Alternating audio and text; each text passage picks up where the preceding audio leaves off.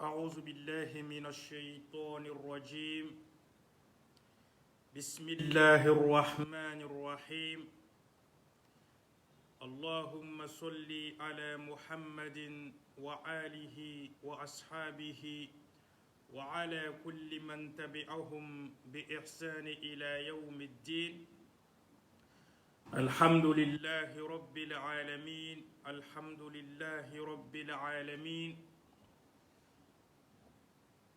الحمد لله الذي خلق الإنسان من نفس واحدة الحمد لله الذي قال في شأن رسوله وما أرسلناك إلا رحمة للعالمين نحمده ونستعينه ونستغفره. Mes frères et sœurs en islam, nous remercions Allah subhanahu wa ta'ala, le Seigneur des cieux et de la terre. Nous remercions Allah subhanahu wa ta'ala de nous avoir permis d'être parmi les jeûneurs. Nous demandons à Allah subhanahu wa ta'ala qu'il accepte nos jeûnes, incha'Allah. Nous demandons à Allah subhanahu wa ta'ala de nous accorder le paradis Firdaus, incha'Allah.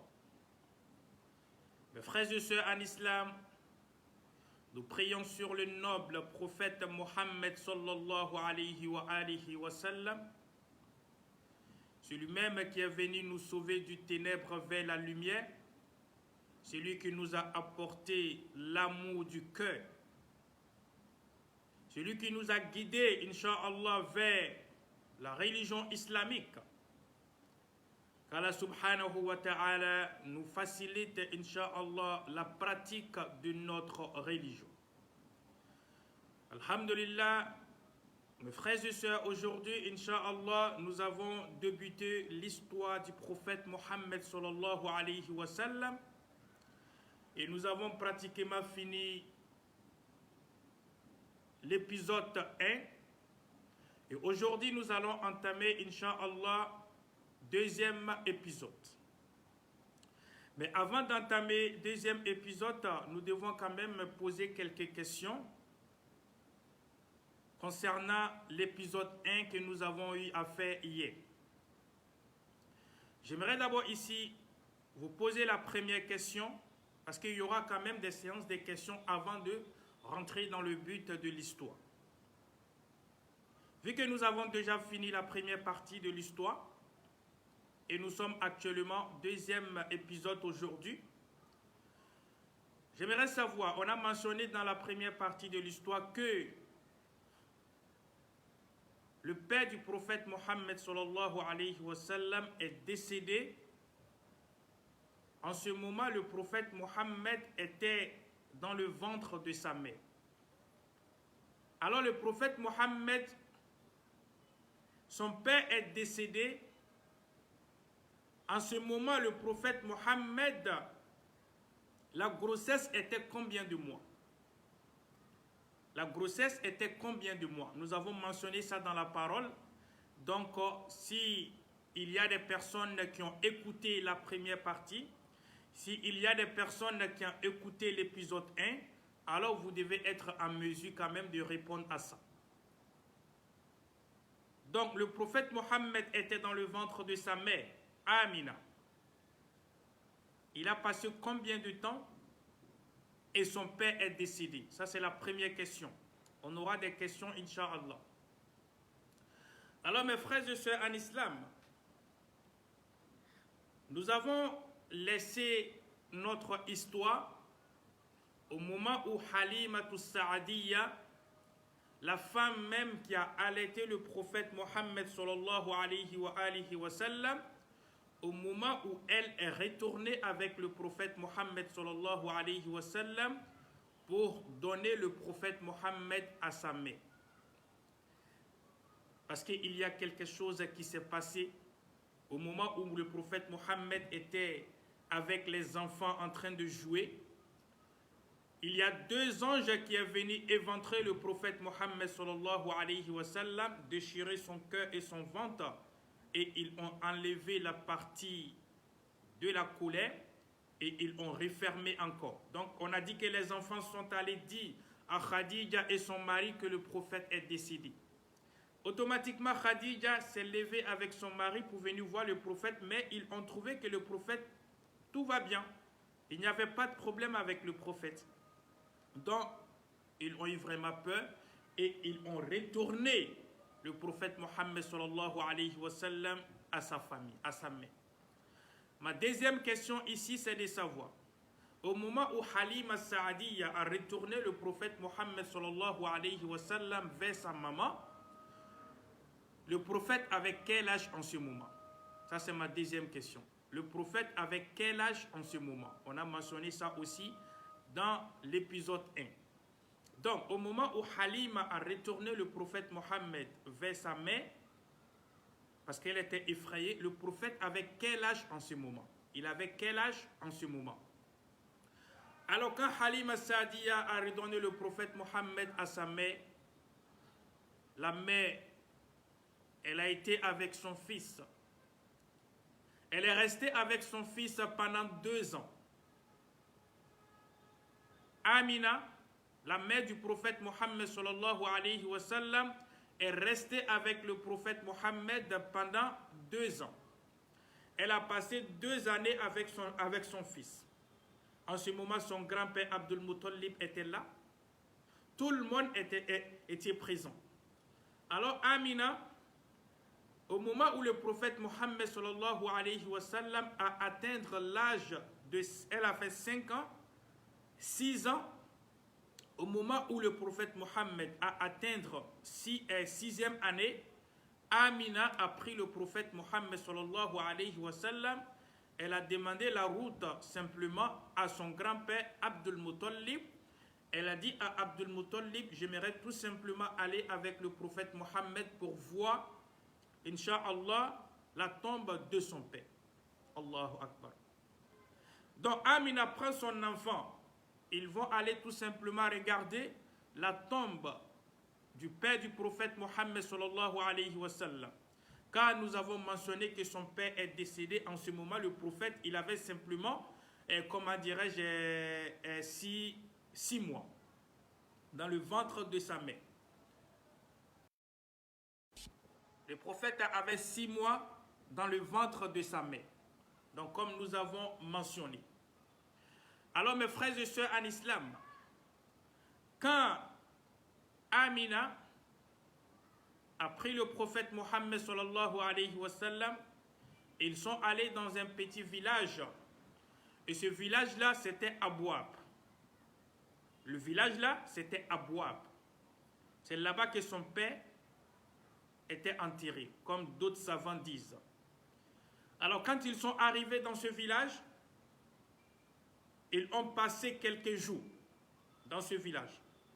Et ils sont allés voir la tombe du père du prophète Mohammed sallallahu alayhi wa sallam.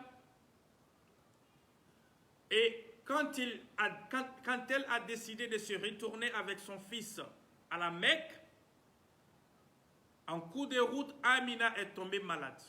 Allahu Akbar. La mère du prophète Mohammed sallallahu alayhi wa sallam est tombée malade en cours de route, de retour. Ils ont fini de visiter la tombe du prophète Mohammed, mais au retour, quand elle a décidé de se retourner avec son fils pour venir à la Mecque de nouveau, Amina est tombée malade en route. Et quand elle est tombée malade, elle n'a pas pu s'en sortir. Amina est décédée. Allahu Akbar. Amina est décédée. La mère du prophète Mohammed sallallahu alayhi wa sallam a laissé le prophète Mohammed à l'âge de 6 ans. À l'âge de 6 ans. Mes frères et sœurs en islam, n'oubliez pas de faire la salat sur le prophète Mohammed sallallahu alayhi wa sallam à chaque moment et à chaque instant quand vous entendez le nom du prophète Mohammed. Car le prophète Mohammed nous dit, une personne qui attend mon nom et que la personne n'en dit pas, sallallahu alayhi wa sallam, c'est cette personne-là même qui va venir le jour de la résurrection les mains vides. Donc, quand vous attendez le nom du prophète Mohammed, il faut toujours dire sallallahu alayhi wa sallam. Alors, le prophète Mohammed sallallahu alayhi wa sallam, on a dit il a perdu son père en ce moment. Il avait 6 mois dans le ventre de sa mère. Allahu Akbar. Et il a perdu encore sa mère. En ce moment, le prophète Mohammed sallallahu alayhi wa sallam, il avait simplement, comment dirais-je, 6 mois. Regardez les coïncidences. 6 mois et 6 ans. Sa mère est décédée à l'âge de 6 ans. Imaginez un enfant à l'âge de 6 ans. Tu n'as pas ton père, tu n'as pas ta mère. Comment tu vas vivre, mes frères et sœurs? Comment tu vas être? Alors le prophète Mohammed sallallahu alayhi wa sallam était orphelin de père à l'âge de 6 mois dans le ventre de sa mère. Et il a été encore orphelin de mère à l'âge de 6 ans. Allahu Akbar. C'est pourquoi nous demandons à tout le monde de faire du bien aux orphelins. Parce que le prophète Mohammed sallallahu alayhi wa sallam dit, une personne qui fait du bien aux orphelins, la personne aura une place à côté de lui-même, le prophète, le jour de la résurrection. Allahu Akbar. Il faut faire vraiment le bien pour des orphelins. C'est très très important. Mes frères et sœurs en islam, alors le prophète Mohammed sallallahu alayhi wa sallam, ils ont appelé son grand-père Abdul Muttalib pour annoncer la nouvelle en disant que Amina est décédée. Abdul Muttalib, dès qu'ils ont annoncé la nouvelle à Abdul Muttalib, wallahi, il a commencé à pleurer. Il a coulé des larmes. Parce qu'il s'est dit, mais l'enfant a perdu son père, il n'a même pas pu voir son père. Allahu Akbar. Et aujourd'hui encore, il vient de perdre sa mère. Allahu Akbar. Mes frères et sœurs en islam, c'était vraiment douloureux pour Abdul Muttalib, son grand-père. Il imaginait la vie du prophète Mohammed sallallahu alayhi wa sallam sans sa mère. C'est pourquoi nous pensons aussi ici à toutes les personnes qui ont perdu les parents à bas âge. Il y a d'autres qui n'ont même pas encore vu les parents. Et il y a d'autres qui sont nés. La mère est décédée même au moment de l'accouchement. Nous pensons à ces personnes-là et nous prions pour les parents décédés. Qu'Allah subhanahu wa ta'ala vous fortifie. Ce n'est pas du tout facile. C'est pourquoi si tu veux connaître la valeur d'une mère, wallahi, demande à une personne qui a perdu sa mère depuis bas âge. Elle n'a pas connu la valeur d'une mère. Alors elle veut connaître vraiment la valeur d'une mère. Mais wallahi, aujourd'hui, nous avons nos mères à côté de nous. Et nous sommes en train de s'amuser avec eux. On ne respecte pas nos mères. Allahu Akbar. Mes frères et sœurs en islam, Abdul Muttalib, le grand-père du prophète Mohammed, a pleuré à la place du prophète Mohammed. Tellement qu'il était choqué. Tellement qu'il pense, mais l'enfant, il va rester avec qui? Il va être comment? Lui, il est déjà vieux. Amina est décédée, le prophète a 6 ans. Maintenant, le prophète va rester avec qui alors? Alors, son grand-père Abdul Muttalib a demandé à ce qu'on renvoie le prophète Mohammed à la Mecque. Le prophète Mohammed a tellement pleuré quand il a perdu sa mère. Parce qu'un enfant de 6 ans, on te prend, on va avec toi pour regarder la tombe de ton père. Allahu Akbar. Ton père est décédé, tu n'as pas vu ton père. Et ta mère te prend pour dire, bon, on va aller regarder, on va aller visiter aujourd'hui la tombe de ton père. Et en allant regarder, en allant visiter la tombe de ton père, au retour, ta mère aussi te quitte. Ça fait tellement mal au cœur, ça fait tellement chaud au cœur. Certaines personnes ne pourront même pas supporter. Allahu Akbar.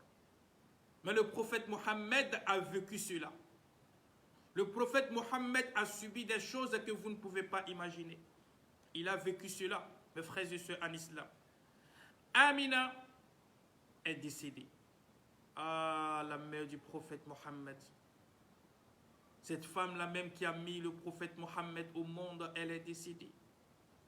Abdul Muttalib a récupéré le prophète Mohammed en pleurant.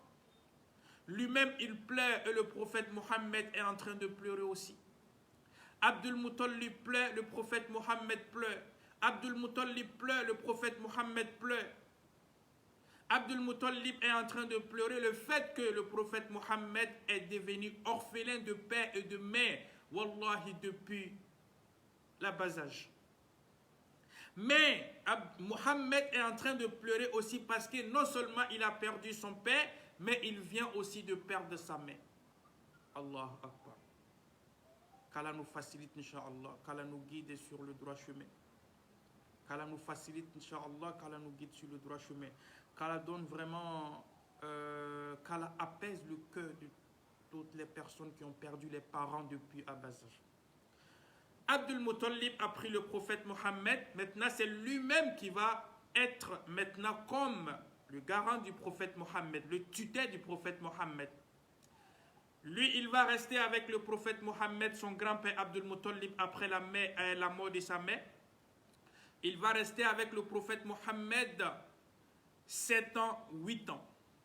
Wallahi, Abdul Muttalib a tellement aimé le prophète Mohammed sallallahu alayhi wa sallam. Abdul Muttalib ne pouvait jamais manger sans que le prophète Mohammed n'ait pas présent. Wallahi. Abdul Muttalib, il avait 10 enfants, on a dit. Abdullah est décédé, le père du prophète. Donc ça restait 9 enfants, mais avec aussi les petits-enfants qui sont là. Mais quand on vient déposer la nourriture, wallahi, Abdul Muttalib demande d'abord à ce qu'on apporte le prophète Mohammed avant qu'il mette la main dans la nourriture. Si le prophète n'est pas là, Abdul Muttalib ne touche pas la nourriture. Il demande à ce qu'on va chercher d'abord le prophète. Tant que le prophète Mohammed n'est pas disponible, n'est pas présent, lui, il ne touche pas la nourriture. Allahu Akbar. Ça, c'est Abdul Muttalib. Ne garde pas l'histoire pour toi seul, ma soeur. Ne garde pas l'histoire pour toi seul, mon frère. Il faut partager avec tes amis dans des groupes islamiques. C'est ce que je dis toujours dans la vidéo. Comment dirais-je, le volume est très bon. Peut-être que c'est votre téléphone. Ceux qui disent qu'il n'y a pas de volume, ça doit être votre téléphone. Sinon, je pense que les autres m'attendent très très bien ici. Et moi-même, même quand je regarde la vidéo à la fin, mais le son est très très bon. Le son est très bon. Donc, essaye de revoir au niveau de ton téléphone. J'espère que vous m'entendez très bien quand même. J'espère que vous entendez très bien. Alors, Abdul Muttalib a pris le prophète Mohammed. Il est resté avec le prophète Mohammed pendant 2 ans. Lui aussi, il a passé simplement 2 ans avec le prophète Mohammed. 2 ans simplement. Il a fait 7 ans avec lui, parce que le prophète avait 6 ans, comme on a dit. Donc, Abdul Muttalib a fait, comment dirais-je, 7 ans avec le prophète Mohammed. Il a fait 8 ans avec le prophète Mohammed. Maintenant, Abdul Muttalib aussi, wallahi, il va nous quitter. Regardez, la vie du prophète Mohammed, c'est vraiment de chagrin à chagrin. Subhanallah. Non seulement il a perdu son père, il n'a pas vu son père. Il a perdu sa mère à l'âge de 6 ans. Maintenant, son grand-père, que le prophète Mohammed était vraiment attaché. Le prophète Mohammed était vraiment attaché.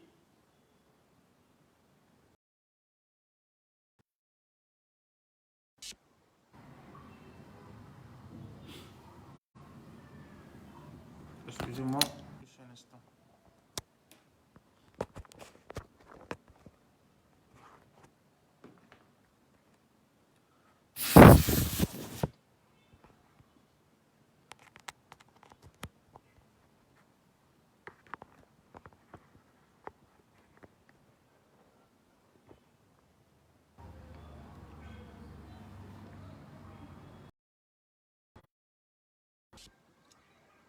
Est-ce que vous m'entendez? Est-ce que vous m'entendez?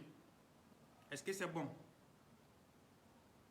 J'essaie quand même de faire en sorte que le son soit bon. Je ne sais pas vraiment pourquoi le son est comme ça. Voilà, qu'Allah nous facilite, Inch'Allah. On va essayer de faire avec mes frères et sœurs en islam. On va essayer de faire avec, ok? Alhamdulillahi Rabbil Alamin. Donc, Abdul Muttalib, il va nous quitter. Il a fait 2 ans avec le prophète Mohammed sallallahu alayhi wa sallam. Et maintenant, ça doit être lui maintenant son tour de nous quitter. Il va maintenant nous quitter aussi. Abdul Muttalib, le grand-père du prophète Mohammed sallallahu alayhi wa sallam, au moment où il était malade, il cherche parmi ses enfants qui va s'occuper du prophète Mohammed sallallahu alayhi wa sallam. Parce qu'il ne veut pas que quelque chose arrive au prophète Mohammed. Il est en train de chercher à savoir vraiment qui va s'occuper du prophète Mohammed, puisque lui, il ne sera plus là. Il sait que ses jours sont vraiment proches. Il cherche parmi ses enfants, parmi ses 9 enfants, qui va vraiment s'occuper du prophète Mohammed correctement. Alors il appelle le père de Sayyidina Ali, Abu Talib. Abu Talib était son enfant qui était le plus grand. Mais Abu Talib est le père du prophète Mohammed sallallahu alayhi wa sallam. C'était même père, même mère. Parce que Abdul Muttalib, le grand-père du prophète Mohammed, avait plusieurs femmes. D'autres disent 4 femmes, d'autres disent 5 femmes. Donc, mais Abu Talib, le père de Sayyidina Ali, lui et le père du prophète Mohammed sallallahu alayhi wa sallam, Abdullah, c'était même père, même mère. Même père, même mère. Même père, même mère. Abdul Muttalib est comme Abdullah et Abu Talib. Donc, il appelle Abu Talib. Et il dit à Abu Talib, vraiment, je sais que la maladie là, wallahi, je vais rester dans la maladie. Je ne vais pas m'en sortir. Mais le prophète Mohammed est là. Je veux que tu prends soin du prophète Mohammed. Est-ce que tu peux prendre soin du prophète Mohammed? Allahu Akbar. Et le prophète Mohammed sallallahu alayhi wa sallam était là à la maison. Il avait simplement que 8 ans. Au moment où son grand-père va nous quitter, le prophète avait 8 ans. Abdul Muttalib, il a parlé comme ça à son fils Abu Talib. Et Abu Talib a dit à Abdul Muttalib, wallahi, qu'il peut mourir tranquillement. Car il va prendre soin du prophète Mohammed comme son propre fils. Il va prendre soin du prophète Mohammed comme son propre fils. Et le cœur de Abdul Muttalib est apaisé. Donc qu'est-ce qu'il a fait? Il a donné la garde du prophète Mohammed sallallahu alayhi wa sallam à Abu Talib. Son grand-père est décédé. Le prophète était tellement attaché à son grand-père. Imaginez, tu t'attaches à une personne, la personne décède. Tu t'attaches à une personne, la personne décède. Le prophète a eu 2 décès successivement, sa mère et son grand-père, 2 ans d'intervalle simplement. 2 ans d'intervalle. Allahu Akbar. Wallahi, nous devons prier Allah subhanahu wa ta'ala à chaque moment pour ce prophète Mohammed. Nous devons donner des cœurs pour le prophète Mohammed sallallahu alayhi wa sallam. Qu'Allah nous facilite, Inch'Allah. Mes frères et sœurs en islam, alors Abu Talib, l'oncle du prophète Mohammed sallallahu alayhi wa sallam, c'est lui qui a maintenant la garde du prophète Mohammed sallallahu alayhi wa sallam. Il va rester avec le prophète Mohammed, c'est lui seul qui est resté avec le prophète Mohammed pendant des années. Pendant des années. Maintenant, comme lui, c'était un commerçant. Lui, c'était un commerçant, donc il voyageait parce que lui, il n'avait pas beaucoup d'argent. Il se débrouillait dans les commerces pour pouvoir avoir un peu d'argent. Abu Talib. Donc, comme il ne veut jamais laisser le prophète Mohammed avec quelqu'un, en ce moment, le prophète a 8 ans. Donc, 8 ans, 9 ans, il n'a pas eu le cœur de dire il va laisser le prophète Mohammed avec quelqu'un à la maison. Il dit forcément, même quand il voyage avec le prophète. Tellement la promesse qu'il a faite à son père, il ne veut pas vraiment gâcher la promesse là. Donc, même quand il ne voyage même pas avec lui-même ses propres enfants, mais il prend le prophète Mohammed, il met le prophète Mohammed derrière lui et ils voyagent ensemble pour aller faire des commerces. Donc il a pris le prophète Mohammed sallallahu alayhi wa sallam, ils sont allés à Cham. En ce moment, il y avait une ville qui était Cham. C'est là-bas que les personnes partaient prendre les marchandises pour venir vendre dans la ville de la Mecque. Alors Abu Talib a pris le prophète Mohammed sallallahu alayhi wa sallam. Ils sont allés en Cham. Ils sont allés faire des marchandises. Mais il y avait un juif, un prêtre juif, qui se nommait Rahibu Bahira. Rahibul Bahira. Écoutez très bien. Il y avait un juif en Cham où l'oncle du prophète a envoyé le prophète Mohammed. Il y avait un juif là-bas. Et ce juif-là, c'était un prêtre. Et il se nommait Rahibul Bahira. Alors Rahibul Bahira, quand il a vu le prophète Mohammed sallallahu alayhi wa sallam avec son oncle en train de marcher, il était sur son immeuble et il a vu le prophète Mohammed passer avec son oncle. Il voit que, Allahu Akbar, les nuages descendent vers la tête du prophète Mohammed sallallahu alayhi wa sallam. Parce que parmi les juifs, il y avait aussi des personnes, subhanallah, qui Allah avait donné certains pouvoirs. Il pouvait voir des choses. Alors lui, il est sur son immeuble, il voit le prophète dans le marché avec son oncle et il voit les nuages descendre jusqu'à, wallahi, au niveau de la tête du prophète Mohammed pour protéger le prophète contre le soleil. Allahu Akbar. Les nuages protégeaient le prophète Mohammed contre le soleil. Et il voit aussi quand le prophète Mohammed s'approche des arbres, les arbres simplement se courbent et il salue le prophète Mohammed sallallahu alayhi wa sallam. Assalamu alaykum ya Rasulallah. Il voit même les animaux, les oiseaux, les bétails, les moutons, les bœufs. Wallahi, toutes ces choses-là sont en train de saluer le prophète Mohammed sallallahu alayhi wa sallam. Assalamu alaykum ya Rasulallah. Mais lui, il a été la seule personne qui voyait cela. Rahibul Bahir, le prêtre juif, il a été la seule personne qui voyait cela. Or pourtant, eux, Isa, le prophète Jésus, avait dit qu'il y a un autre prophète qui va venir après moi et lui, il va être le dernier des prophètes. Donc, les Juifs, ils connaissaient ça.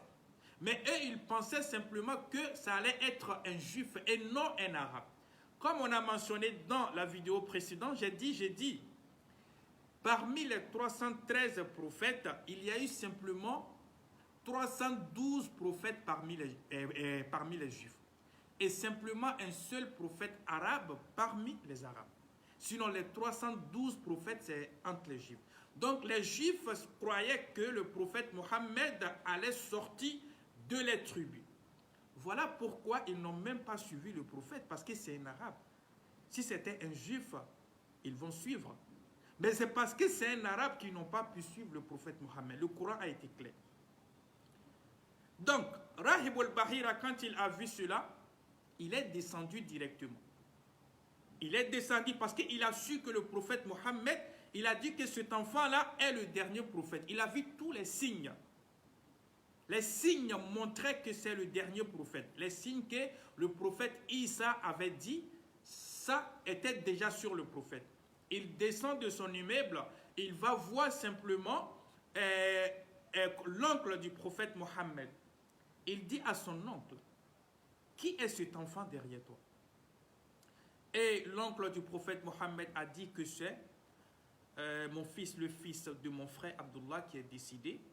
Et mon père m'a confié la garde du prophète Mohammed sallallahu alayhi wa sallam. Rahib al-Bahir a dit à Abu Talib, je te demande de ne jamais sortir encore avec cet enfant. De la manière dont moi j'ai vu cet enfant, si il y a des prêtres juifs encore qui voient cet enfant, ils vont tuer l'enfant. On a mentionné que même quand le prophète Mohammed était chez Halimatou Saadiya, il y avait des juifs qui voulaient tuer le prophète Mohammed parce qu'ils ont vu des signes en lui. Rahib al-Bahira était vraiment une personne bien. C'est pourquoi Allah a permis que lui, il voit le prophète Mohammed avant d'interpeller l'oncle du prophète Mohammed. Rahib al-Bahira a dit à l'oncle du prophète Mohammed, Abu Talib, de ne jamais voyager encore avec le prophète. Il dit, il ne faut jamais voyager avec cet enfant encore. Non. Il faut laisser l'enfant quand tu voyages. Sinon, si les Juifs voient cet enfant, ils vont chercher à tuer l'enfant. Parce qu'ils vont voir des signes en lui. Et les Juifs sont en train d'attendre à ce que le prophète, le dernier prophète, soit un Juif. Et s'ils ont appris que c'est un Arabe, mais ils vont le tuer directement. C'est pourquoi Rahibul Bahira a demandé à Abu Talib de se retourner avec le prophète Mohammed le plus vite possible et de ne jamais voyager avec lui. Alors le prophète avait 8 ans. Comment dirais-je, 9 ans, son oncle est retourné avec le prophète Mohammed le plus vite possible avant que quelque chose n'arrive. Et quand il est retourné avec le prophète Mohammed, ils sont restés à la Mecque. Donc, il n'a jamais voulu voyager avec le prophète Mohammed. Donc, lui-même, il envoyait parmi ses enfants d'autres pour aller simplement vendre. Mais lui-même, il ne se déplaçait pas parce qu'il ne voulait même pas se débarrasser, en fait, s'éloigner du prophète Mohammed. Le prophète est resté comme ça à la Mecque. Il n'a plus voyagé encore. 9 ans, 10 ans, 12 ans, 15 ans. À l'âge de 14 ans, 15 ans, les gens de la Mecque ont commencé à confier les objets de valeur au prophète Mohammed sallallahu alayhi wa sallam. Ils donnaient ça au prophète de garder. Le prophète même ne comprenait pas. Pourquoi vous me donnez les objets de valeur, l'argent, des sommes colossales, de garder pour vous?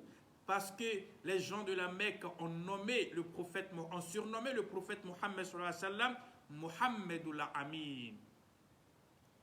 Un homme qui est droit, un homme qui dit la vérité, Muhammadul Amin. Voilà comment le nom Muhammadul Amin est attribué au prophète Mohammed sallallahu alayhi wa sallam. Parce qu'il était droit. Quand tu donnes quelque chose au prophète Mohammed sallallahu alayhi wa sallam, tu vas venir trouver intact. Il y a même des personnes à la Mecque, quand ils voulaient donner quand ils veulent donner de l'argent au prophète Mohammed sallallahu alayhi wa sallam, ils peuvent même mettre des signes.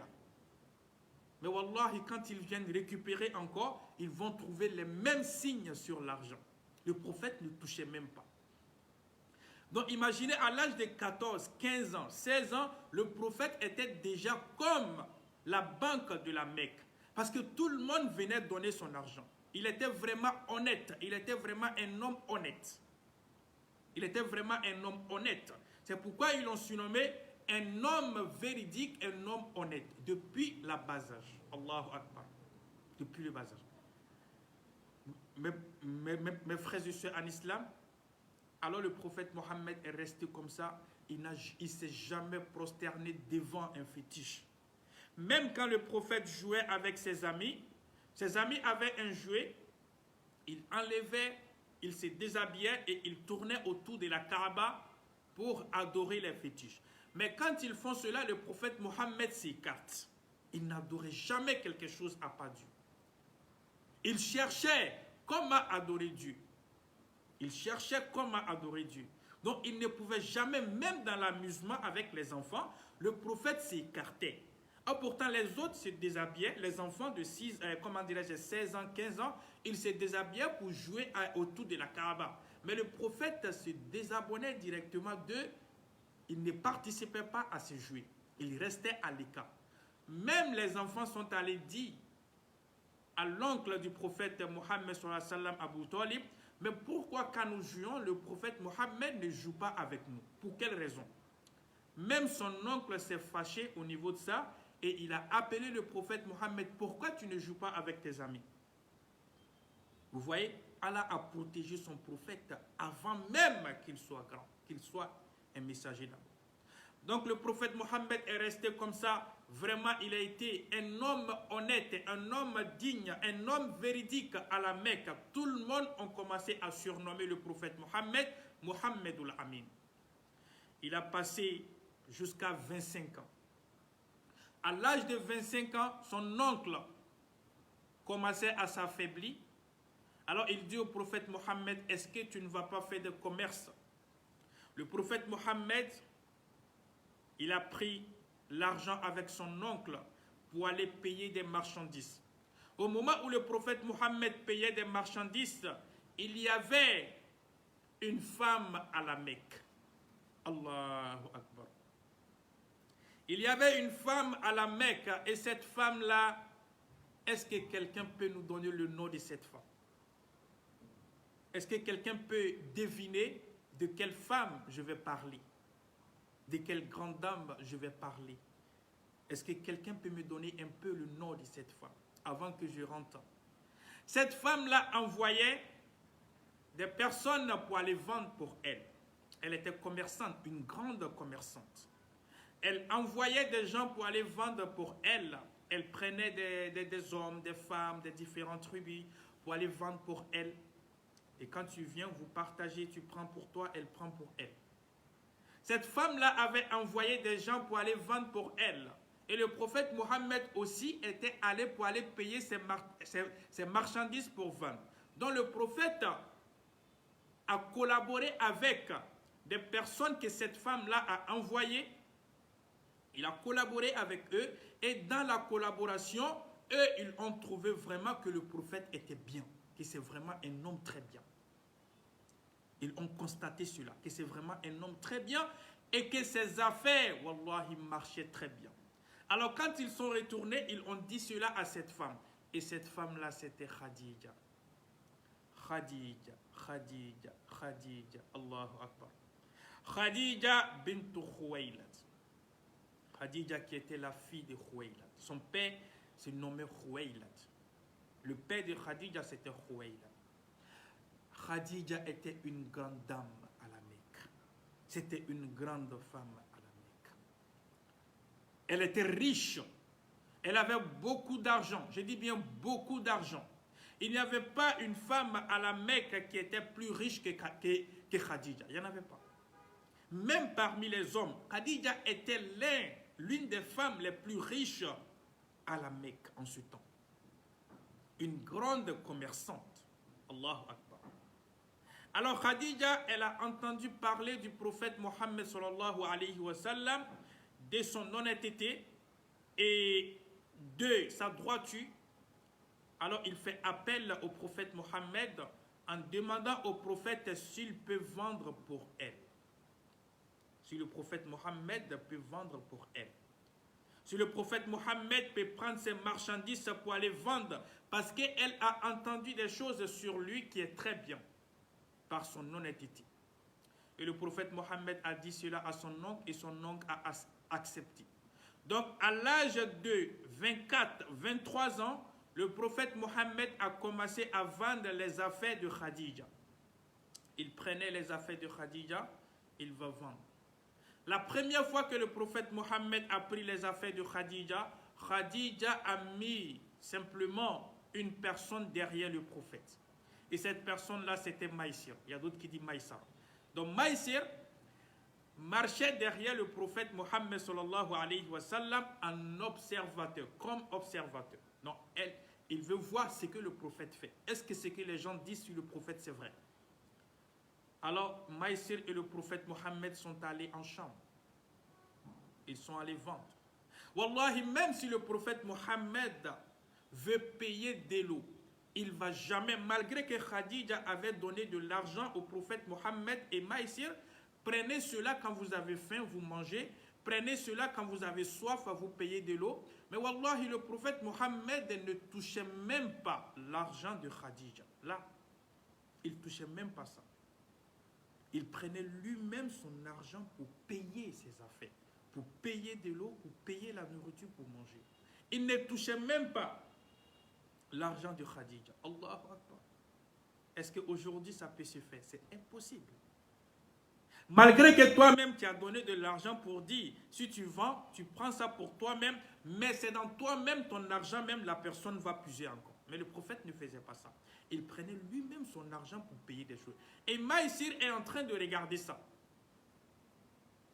Maïsir regarde cela. Il est tellement étonné du prophète Mohammed. Mais comment? On t'a déjà donné de l'argent, mais toi tu n'utilises même pas ça. Tu prends autre argent, toi-même ton propre argent pour utiliser. Les transports, les déplacements, les manger et tout. Maïsir était tellement étonné. Le prophète a vendu les marchandises de Khadija. Et le prophète est revenu avec les marchandises de Khadija. Allahu Akbar. Il a vendu tout. Tout a été vendu. Tout a été vendu. Allahu Akbar. Et quand il est revenu, Il a fait le compte. Et Maïsir aussi a tellement bien parlé du prophète Mohammed sallallahu alayhi wa sallam. Maïsir a tellement bien parlé du prophète Mohammed à Khadija que Khadija est tombée directement amoureuse du prophète Mohammed sallallahu alayhi wa sallam. Allahu Akbar. Maintenant, comme a dit, Khadija, c'était pas facile. Elle est tombée directement amoureuse du prophète Mohammed à cause de son honnêteté. Allahu Akbar. Comme a dit au prophète Mohammed que je suis femme. Comment Khadija va annoncer au prophète Mohammed qu'elle est femme, qu'elle est tombée, qu'elle ne peut plus garder pour elle? Comment elle va annoncer ça à Khadija? Elle était tellement boro du prophète Mohammed sallallahu alayhi wa sallam. Elle était tellement fan du prophète Mohammed sallallahu alayhi wa sallam. Elle était tellement enjaillée du prophète Mohammed sallallahu alayhi wa sallam. Elle cherchait maintenant une solution. Comment je vais annoncer ça au prophète Mohammed sallallahu alayhi wa sallam? Ah, c'est là Khadija va rentrer maintenant dans ses affaires. Elle appelle le prophète Mohammed deuxième fois. Elle a fait semblant. Comme si elle va donner encore les marchandises au prophète d'aller vendre encore. Elle a fait semblant. Elle a appelé le prophète Mohammed. Et le prophète Mohammed est venu. Et qu'est-ce que Khadija a dit au prophète Mohammed sallallahu alayhi wa sallam? Elle a avoué son amour au prophète Mohammed sallallahu alayhi wa sallam. Elle a avoué son amour au prophète Mohammed sallallahu alayhi wa sallam. Allahu Akbar. Masha'Allah. Mais aujourd'hui, on a l'habitude de comprendre qu'une femme ne peut pas avouer ses sentiments à un homme. Mais c'est faux. C'est faux, mes frères et sœurs, c'est faux. Une femme peut avouer son amour à un homme si c'est côté mariage.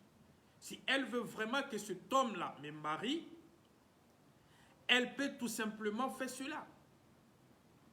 Wallahi.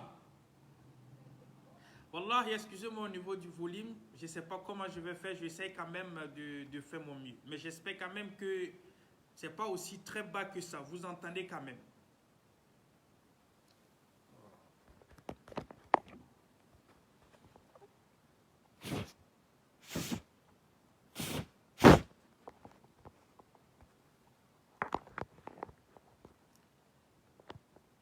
Inch'Allah, on va changer de téléphone. On va changer de téléphone. Je pense que ça doit être le téléphone. On va changer de téléphone, Inch'Allah.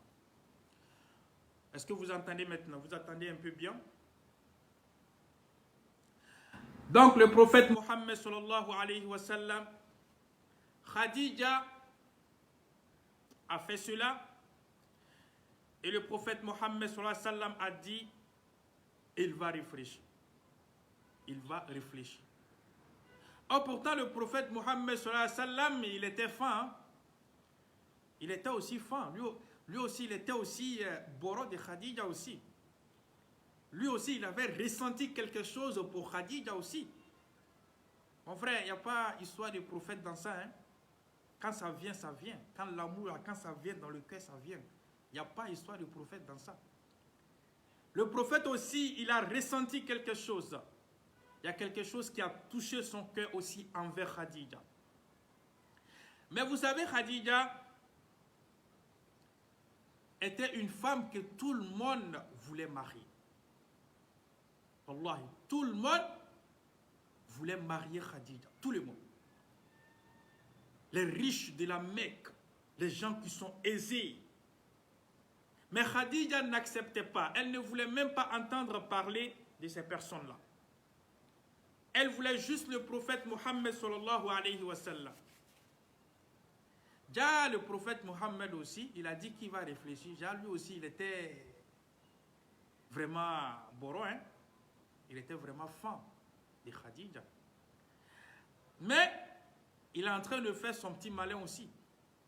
Il est en train de tourner, il fait son petit malin comme s'il n'est pas fan, alors que vraiment, en réalité, il était fan. En réalité, il avait ressenti quelque chose pour Khadija aussi. Donc, il est dans son malin, Qu'est-ce que Khadija a fait? Khadija a envoyé une autre personne. il y avait une femme qui se nommait Nafisa. Nafisa était, comment dirais-je, la tante. C'était comme la tante du prophète Mohammed au fait, Nafisa. C'était comme la tante du prophète Mohammed sallallahu alayhi wa sallam. Donc Khadija, tellement qu'elle n'a pas pu supporter. Mais quelqu'un qui est fan de toi, et la personne te dit, et toi, tu es en train de tourner, tu fais tes petits malins, le prophète il est en train de faire les petits malins comme ça. Donc Khadija aussi, elle est impatiente au fait. Elle ne veut pas qu'une autre femme aussi prenne le prophète. Elle ne veut pas que le prophète aussi soit, peut-être, comment dirais-je, être fan aussi d'une autre personne. Déjà le prophète aussi, lui, il est en train de faire son petit malin à côté. Déjà il est fan de Khadija. Donc Khadija, qu'est-ce qu'elle a fait? Elle n'a pas laissé comme ça. Elle dit, bon attends, je vais changer de stratégie. Donc Khadija a changé sa stratégie. Elle allait appeler Nafisa. Nafisa était comme la camarade de Khadija. Nafisa était comme la camarade, mais c'était la tante du prophète. Donc elle dit à Nafisa, ah vraiment, moi je suis tellement bourreau du prophète, hein.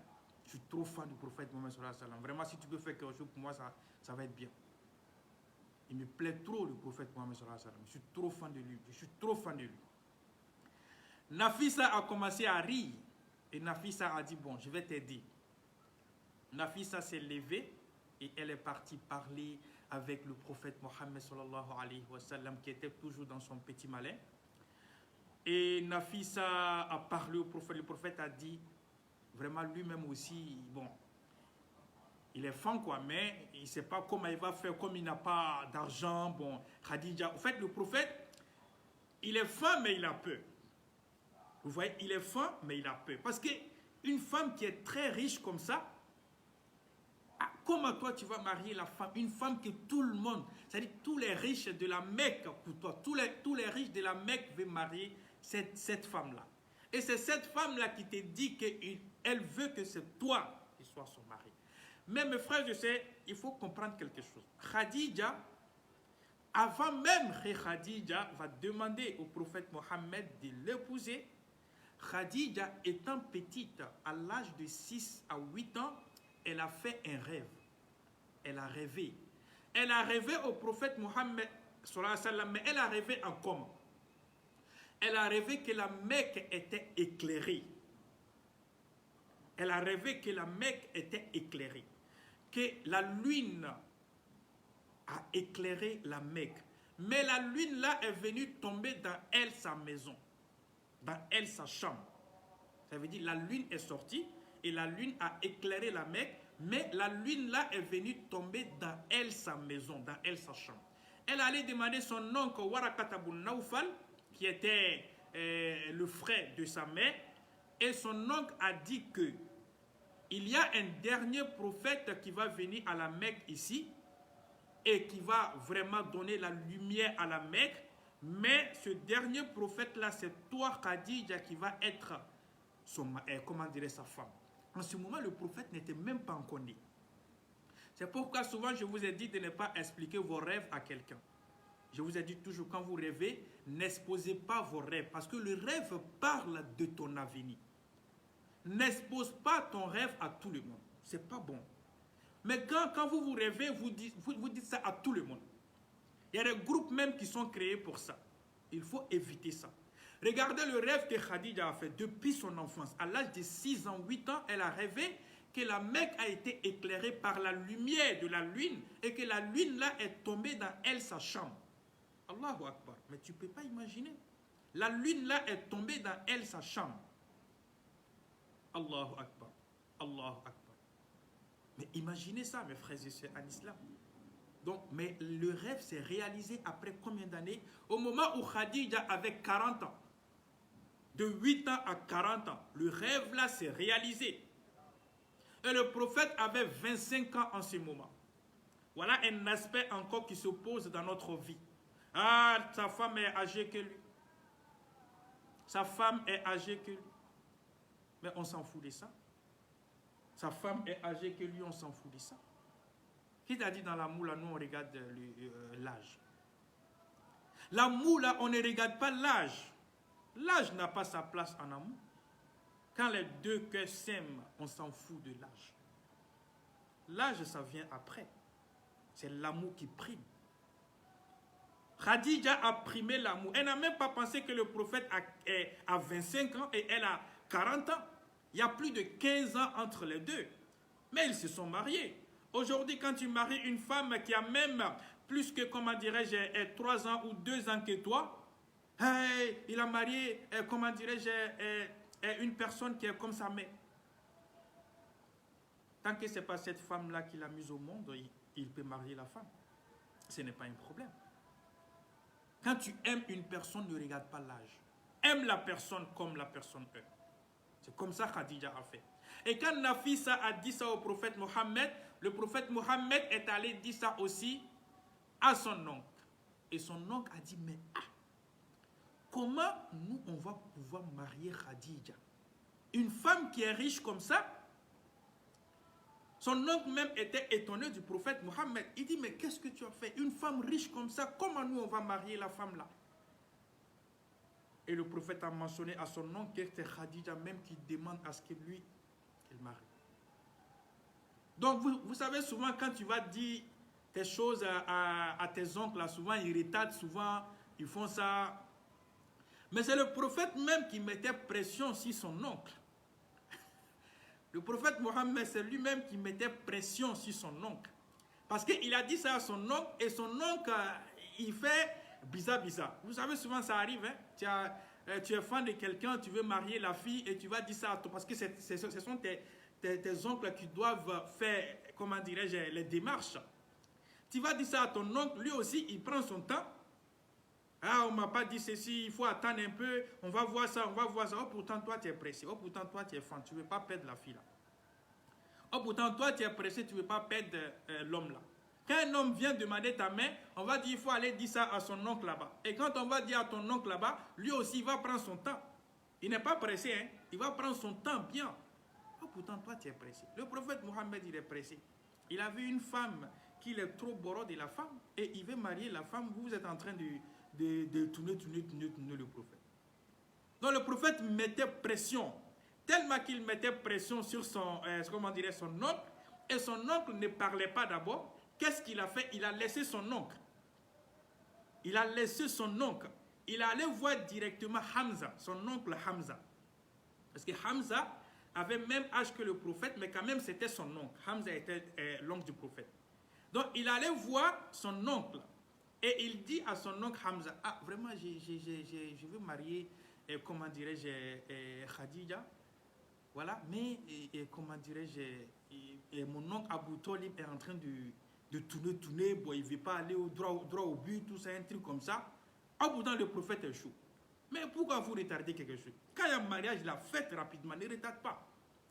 Donc Hamza s'est levé pour aller parler à son frère Abu Talib. Ah, le gars, il est là, hein, bon, il a dit qu'il est femme, bon, toi, tu es en train de tourner, il faut faire quelque chose. Le gars, il va marier sa femme. Donc, c'est là maintenant, son oncle Abu Talib a pris maintenant ce courage à deux mains. Il a pris Hamza avec lui et ils sont allés demander la main de Khadija. Quand ils sont allés demander la main de Khadija, cette nuit-là, dans l'histoire, on dit Khadija n'a pas dormi. Non, elle n'a pas dormi. Allahu Akbar. Tellement que Khadija était contente. Pour dire que le prophète Mohammed est venu demander sa main. Elle était tellement contente qu'elle n'a pas pu dormir cette nuit-là, au fait. Elle n'a pas pu dormir cette nuit-là. Allahu Akbar. Mais c'est toujours comme ça, non? Quand tu es fan de quelqu'un, tu veux marier une femme et que cette femme-là, on dit que votre mariage, c'est tel jour. Ah, mais quand même, tu ne peux pas dormir. Parce que tu as eu ce que tu voulais. Khadija a eu ce qu'elle voulait. Le prophète a eu ce qu'il voulait. Alors, ils vont se marier, ces deux-là. Allahu Akbar. Le mariage du prophète Mohammed et le mariage de Khadija. Voilà comment ces deux-là se sont croisés. Et voilà comment ces deux-là vont s'aimer. Khadija avait 40 ans et le prophète Mohammed sallallahu alayhi wa sallam avait 25 ans. Il y avait 15 ans d'écart entre les deux. 15 ans d'écart entre les deux. Alhamdulillah, il nous reste pratiquement 10 minutes, Inch'Allah, pour terminer l'histoire d'aujourd'hui. Donc, Alhamdulillah, Rabbil Alamin, le prophète Mohammed sallallahu alayhi wa sallam, il n'y a pas histoire de dire un prophète. L'amour, quand ça te prend, ça te prend. Khadija et le prophète ont commencé leur vie. Ma chère, si tu veux connaître l'amour qui était entre le prophète et Khadija, mais tu ne peux pas imaginer. Ces deux-là s'aimaient tellement tu ne peux pas imaginer. C'était vraiment de l'amour pur. Khadija, c'est elle qui a pris son argent, Allahu Akbar, donné au prophète Mohammed sallallahu alayhi wa sallam de venir la marier. Parce qu'en ce moment, le prophète n'avait rien en fait. Il n'avait rien. C'est elle qui a pris son argent pour donner son argent au prophète Mohammed, viens me marier. Tellement qu'elle était fan. Et le prophète Mohammed a pris cet argent, il a donné à son oncle et ils sont allés marier Khadija. Aujourd'hui, de nos jours, quand il fait ça, une femme qui aide son homme, parce que son homme n'a pas d'argent, mais cet homme, la femme, elle aime cet homme-là. Elle donne de l'argent à l'homme, viens me marier. Il y a d'autres personnes qui vont voir en cela que la femme s'est vendue. Non. Le nom de Khadija est resté jusqu'à aujourd'hui. Est-ce qu'elle s'est vendue au prophète Mohammed sallallahu alayhi wa sallam? Est-ce que vous savez combien de femmes nobles au temps du prophète Mohammed et au temps des compagnons qui ont donné de l'argent, wallahi, à l'homme, viens me marier. Mais si Allah a facilité à la femme d'avoir de l'argent et que l'homme n'a pas l'argent, mais la femme aime cet homme et que la femme voit en cet homme vraiment un musulman, un croyant, mais wallahi, il peut donner de l'argent à l'homme de venir la marier, de venir le marier. C'est comme ça. On ne sait jamais ce qui se passe, ce qui peut se passer dans la vie. Peut-être que c'est l'homme là, wallahi, qui va faire de toi une reine, tu ne sais pas. Mais je ne parle pas de tous les hommes, parce qu'il y a des hommes aussi qui ne sont pas conscients. Je ne parle pas de tous les hommes, non. Il y a certains hommes, wallahi, même si tu donnes de l'argent à l'homme de venir te marier parce qu'il n'en a pas, wallahi, tu ne vas jamais regretter. Mais aujourd'hui, on va dire non, quand il y a quelque chose, quand il va avoir l'argent, il va te parler. Ou bien quand il y a palabre entre vous, il va te parler mal. Mais non, mais ça, c'est des hommes inconscients. Ce sont des hommes qui ne réfléchissent pas. Ce sont des hommes qui ne pensent pas. Sinon, jamais tu ne vas insulter une femme qui a pris son argent pour dire « Viens me marier » parce qu'elle t'aime beaucoup. Qu'Allah subhanahu wa ta'ala nous facilite. Parce qu'il y a des hommes aussi, quand ils trouvent un peu d'argent, c'est fini. Ils vont abandonner cette femme-là pour aller marier une autre femme. Non, ça c'est haram, ce n'est pas du tout bien. Même si tu fais ça le jour de la résurrection, wallahi, Allah va te demander. Si un jour tu as maltraité cette femme, Allah va te demander le jour de la résurrection. Alors Khadija a fait cela avec le prophète Mohammed. Ils se sont mariés. L'amour de Khadija et le prophète Mohammed était tellement pur. Était tellement pur. Je vous dis une chose. Wallahi, le prophète Mohammed, quand il s'est marié avec Khadija, il est devenu grand. Il est devenu grand à la Mecque. Il est devenu parmi les riches, parmi les grandes personnalités à la Mecque. Tiens, mon frère, quand tu maries une femme qui est une grande dame, tu deviens grand toi aussi. Tu deviens un grand homme. C'est comme ça. Quand tu maries une femme, franchement, il y a des femmes qui peuvent bousiller la vie d'un homme. Il y a des femmes qui peuvent te créer des problèmes dans la vie. Allahu Akbar. Mais il y a certaines femmes dans la vie, wallahi, si tu es marié avec ces femmes-là, ta vie commence à aller de l'avant. Ta vie commence à s'éclairer. Et c'est ce qui s'est passé avec le prophète Mohammed sallallahu alayhi wa sallam. Quand il s'est marié avec Khadija, wallahi, Khadija a pris tout son argent. Je dis bien tout son argent. Il a donné au prophète Mohammed sallallahu alayhi wa sallam. Il a mis à sa disposition. Il a mis à sa disposition. Wallahi. Cette femme-là était vraiment une grande dame. Quand le prophète veut sortir de la maison, elle regarde l'habillement du prophète Mohammed. Elle dit au prophète Mohammed, change ça. Il ne faut pas porter ça et ça. Il faut changer ça. Les turbans que le prophète Mohammed portait, c'est elle qui changeait cela. Elle disait au prophète, non, ne porte pas ça, porte ça, fais ça, fais ça, porte ça avec ça, porte ça avec ça, porte ça avec ça. C'était de l'amour pur. Et le prophète Mohammed était tellement amoureux aussi de Khadija, aussi tu ne peux pas imaginer. En ce moment, il n'était même pas encore prophète. Il n'était même pas encore prophète. Allah. Ils sont restés comme ça ensemble. Allah subhanahu wa ta'ala, en ce moment, Khadija avait déjà effectué 2 mariages auparavant. Khadija avait déjà effectué 2 mariages auparavant. Le premier mari de Khadija, c'était Atiq.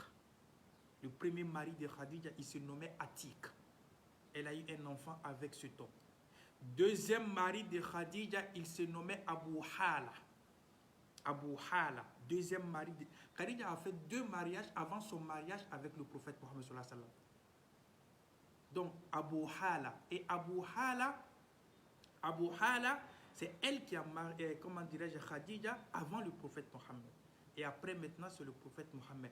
Donc Khadija avait 2 enfants avant même qu'elle se marie avec le prophète Mohammed. Quand je vois certains hommes aujourd'hui disent « Je ne peux pas me marier avec une femme qui a des enfants », mais tu es malade. Ça ne va pas vraiment dans la tête, mon frère. Ça ne va pas vraiment. Même si la femme a passé 20 ans dans un mariage, où elle a fait mariage 5 fois, si Allah subhanahu wa ta'ala a mis cette femme-là sur ton chemin, wallahi, tu ne sais pas pourquoi Allah l'a mis sur ton chemin. Tu ne sais pas. Tu ne sais pas ce qu'Allah veut faire pour toi dans la vie. Que ce soit elle a des enfants, que ce soit elle a fait combien de mariages, non. Ça n'a pas d'importance en amour. Le prophète n'a pas regardé ça. Il a pris les enfants de Khadija comme ses enfants. Malgré qu'il avait 25 ans, il a entretenu ses enfants-là comme si une grande personne. Il avait 25 ans seulement. Il s'est occupé de ses enfants-là très bien. Il s'est occupé de Khadija très bien. Allah Akbar. Allah Akbar. Quand je vois des hommes qui marient des femmes avec des enfants, et ils n'aiment pas les enfants de cette femme, mais je me demande, pourquoi tu l'as mariée? Oh, pourtant tu n'aimes pas tu n'aimes pas ses enfants. Tu as marié la femme là, pourquoi si tu n'aimes pas ses enfants? Si tu n'aimes pas les enfants d'une femme, ne la marie pas. Tu dois aimer ces enfants-là comme tes propres enfants. Tu dois porter ces enfants-là dans ton cœur. Même tu dois aimer ces enfants-là plus que toi-même tes propres enfants. Wallahi, c'est ce que tu dois faire. Les enfants de cette femme-là doivent être comme toi-même. C'est toi-même qui as mis ces enfants-là au monde. Et je déconseille aussi à toutes les femmes, wallahi, de obligatoirement se marier avec des hommes. Un homme qui a montré qu'il ne t'aime pas, qu'il n'aime pas tes enfants, et toi tu te maries avec cet homme-là, pourquoi? Un homme qui a déjà mentionné dans sa parole, quand moi je vais te marier là, tu ne viens pas avec ton enfant dans ma maison. Il a montré déjà qu'il n'aime pas ton enfant. Il a montré déjà qu'il n'a pas besoin de ton enfant. Alors pourquoi tu vas te marier avec cet homme encore? En délaissant tes enfants. En laissant tes enfants seuls. Tu laisses tes enfants avec les grands-mères ou avec les grands-pères et toi-même tu vis avec l'homme qui a décidé de ne même pas aimer tes enfants. Est-ce que tu es normal? Est-ce que toi, la femme là, est-ce que tu es vraiment normal? Laisser tes enfants à cause d'un homme, aller t'asseoir avec un homme qui a montré depuis le début de votre mariage que je n'aime pas tes enfants? Est-ce que ça va dans la tête? Tes enfants sont tes fruits. Tes enfants sont ta vie. Ne fais jamais ça. S'il montre qu'il n'aime pas tes enfants, ne te marie pas avec lui. Allah va te préparer d'autres choses encore. S'il a montré qu'il aime tes enfants, marie-toi avec. Et c'est vice-versa aussi. C'est vice-versa. La femme aussi, la même chose aussi. Quand tu te maries avec un homme, tu aimes aussi ses enfants. Si tu n'aimes pas ses enfants, ne te marie pas avec lui. Mais pourquoi vous imposez, quand je me marie avec toi, je ne veux pas voir ton enfant? Non, ça c'est impossible. le prophète Mohammed nous a montré l'exemple avec Khadija. Il s'est marié avec Khadija. Khadija avait 2 enfants. Parce qu'elle a fait 2 mariages auparavant. Avec Atik et Abu Hal. Qu'Allah nous facilite, Inch'Allah. Qu'Allah nous guide sur le droit chemin. Mes frères et sœurs en islam, Khadija et le prophète Mohammed ont eu 6 enfants ensemble. Ils ont eu Qasim, Abdullah, et ils ont eu Zainab, Ruqayya, Kulthum et Fatima. Les enfants du prophète, c'est 7, n'est-ce pas? Mais il y a un garçon que le prophète n'a pas eu avec Khadija. C'était avec une autre femme qui était, comment dirais-je, Mariam. C'était Mariam, c'était pas Khadija. Donc il a eu 6 enfants avec Khadija. Qasim, Abdullah, Fatima, Zainab, Ruqayya et Kulthum. Je répète. Qasim, Abdullah, Zainab, Ruqayya, Fatima, Kulthum. C'est les 6 enfants que le prophète a eu avec Khadija. Mais il y a un garçon, Ibrahim. Il n'a pas eu Ibrahim avec Khadija. Il a eu Ibrahim avec Mariam. Ça c'est une autre femme que le prophète avait mariée en Égypte ici. C'était une Égyptienne. Mais elle était chrétienne. Quand le prophète a marié, elle est devenue musulmane. Donc c'est avec cette femme-là que le prophète a fait Ibrahim, son fils Ibrahim, avec cette femme. Ils ont vécu ensemble, elle, lui et Khadija. Inch'Allah, le début de la prophétie.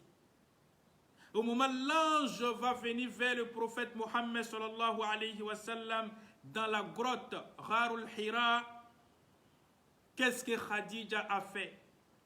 Qu'est-ce que Khadija va faire ici? L'amour du prophète Mohammed et Khadija, vous allez comprendre ici, mes frères et sœurs en islam.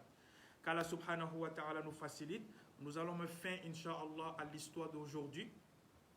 Inch'Allah, si Allah nous montre demain, nous allons continuer l'histoire, Inch'Allah, si Allah le veut, à la même heure, comme on a mentionné, 14h30 heure européen,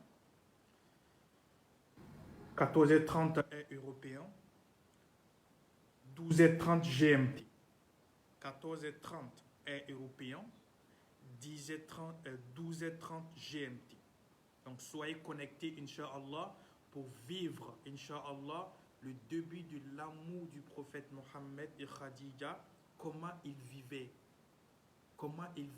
leur amour.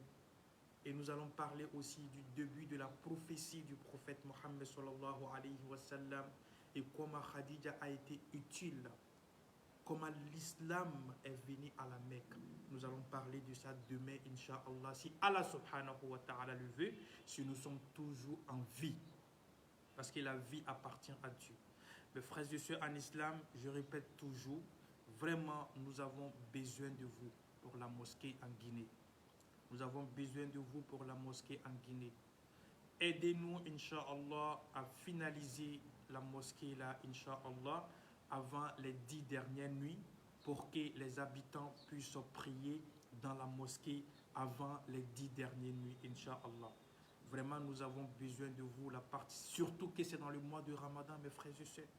Le prophète Mohammed dit une personne qui participe à la construction d'une mosquée, elle a construit une maison pour toi dans le paradis. Et nous sommes dans le mois de Ramadan. Fais tes dons. Fais tes dons. Même si c'est quelque chose, envoie pour que nous finalisons cette mosquée-là, Inch'Allah, le plus vite possible, Inch'Allah. Il y a mon numéro toujours sur ma page. Et je vous donne aussi mon numéro pour ceux qui veulent vraiment participer à la construction, à la finalisation de cette mosquée-là, Inch'Allah. Voilà, donc c'est, comment dirais-je, le numéro, c'est 0020 115 80 62 691. 0020 115 80 62 691. 0020 115 80 62 691. Allah nous facilite, Inch'Allah. Nous allons faire la salat sur le prophète et nous allons fermer la vidéo, Inch'Allah. أعوذ بالله من الشيطان الرجيم بسم الله الرحمن الرحيم الحمد لله الذي بنعمته تتم الصالحات مجيب الدعوات رفيع الدرجات وهو الذي يقبل التوبة عن عباده ويعفو عن السيئات غافر السماوات ومنزل الآيات إلهنا وخالقنا ورازقنا ومولانا من الشاهدين اللهم انفعنا وارفعنا بالقرآن العظيم الذي رفعت مكانه وعيدت سلطانه وقلت يا أعز من قائل سبحانه فإذا قرأناه فاتبع قرآنه ثم إن علينا بيانه أحسن كتبك نظاما وأفصحها كلاما وأبينها حلالا وحراما محكم البيان ظاهر البرهان محروس من الزيادة والنقصان فيه وعد ووعيد وتخويف وتهديد لا يأتيه الباطل من بين يديه ولا من خلفه تنزيل من حكيم عليم اللهم اجعلنا ممن يحلل حلالا ويحرم حراما ربنا تقبل منا إنك أنت السميع العليم وتب علينا يا مولانا إنك أنت التواب الرحيم اللهم ارحمنا بالقرآن واجعله لنا إماما ونورا وهدى ورحمة اللهم ذكرنا منه ما نسينا وعلمنا منه ما جهلنا وارزقنا تلاوته آناء الليل وأطراف النهار واجعله لنا حجة يا رب العالمين اللهم أحسن عاقبتنا في الأمور كلها وعجرنا من خزي الدنيا وعذاب الآخرة اللهم اقسم لنا من خشيتك ما تهول به بيننا وبين معصيتك ومن طاعتك ما تبلغنا بها جنتك ومن اليقين ما تحول علينا مصاعب الدنيا ومتعنا اللهم بأسمائنا وقوتنا ما أحييتنا واجعله الوارث منا واجعل ثأرنا على من ظلمنا وانصرنا على من عادانا ولا تجعل مصيبتنا في ديننا ولا تجعل الدنيا أكبر همنا ولا مبلغ علمنا ولا تسلط علينا من لا يرحمنا اللهم لا تدع لنا هذا ذنبا من مقامنا إلا غفرت ولا هما إلا فرجت ولا دينا إلا قضيت ولا مريض إلا شفيت ولا ميتا إلا رحمت ولا حاجة من حوائج الدنيا والآخرة إلا قضيتها يا أرحم الراحمين اللهم اغفر جميع الموتى المسلمين والمسلمات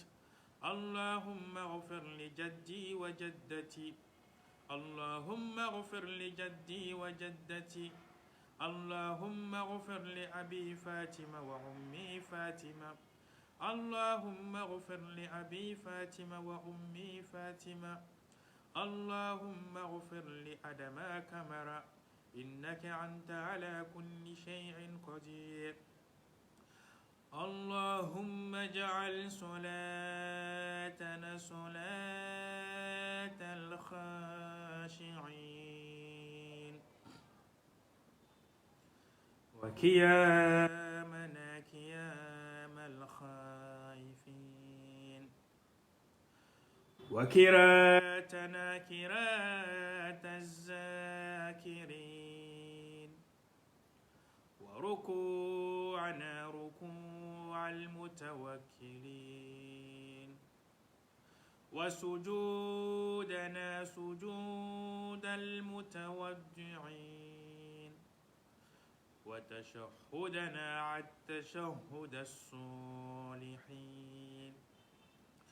وسلامنا سلام المؤمنين ونيتنا نية المخلصين وقولنا قول الصالحين وفعلنا فعل الفاعلين وحياتنا حياة الساعدين وموتنا موتة الشاهدين ولا تهلكنا مع المهالكين وتنجينا مع المناجين وأكرمنا مع المكرمين اللهم اغفر ذنوبي ولوالدي والمسلمين والمسلمات والمؤمنين والمؤمنات الأحياء منهم والأموات إنك على كل شيء قدير اللهم ربنا آتنا في الدنيا حسنة وفي الآخرة حسنة